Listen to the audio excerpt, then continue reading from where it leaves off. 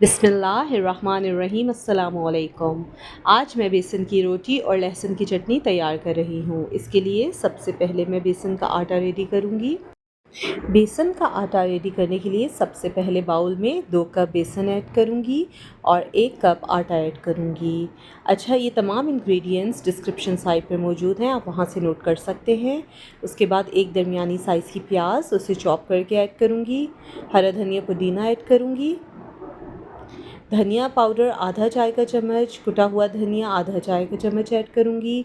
अदरक कुटी हुई ऐड करूँगी। लहसुन पिसा हुआ 1 खाने का चम्मच ऐड करूँगी।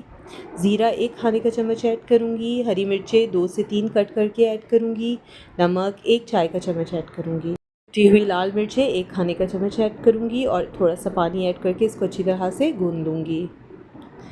इसके बाद थोड़ा सा ऑयल से ग्रीस कर लूँगी अपने हाथों को और इस तरह से पेड़ा बना लूँगी। पेड़ा बनाने के बाद इसको किसी भी प्लास्टिक शीट के अंदर प्लेस कर दीजिए और अच्छी तरह से स्प्रेड कीजिए। बेलन का इस्तेमाल करिए और रोटी की तरह इसको बेल लीजिए। हल्के हाथों से इसे अच्छी तरह से बढ़ा लीजिए।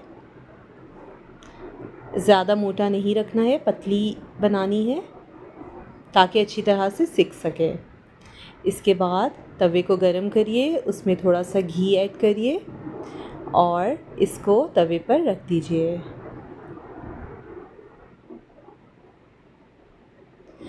जब एक तरफ से अच्छी सी गोल्डन ब्राउन हो जाए तो दूसरी तरफ पलट दीजिए। ऊपर थोड़ा सा घी ऐड कर लीजिए।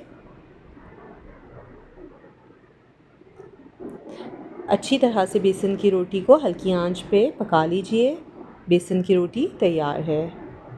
बेसन की रोटी के साथ लहसुन की चटनी बहुत मज़ेदार लगती है और मिनटों में तैयार हो जाती है। इसके लिए हमें चाहिए साबित लाल मिर्चें, नमक, ज़ीरा, लहसुन और तेल। इन सब चीज़ों को थोड़े से पानी के साथ ग्राइंड कर लीजिए। ये तैयार है बेसन की रोटी, अचार और चटनी। मज़ेदार कॉम्बो ट्राई करिए और कमेंट्स में ज़रूर बताइएगा।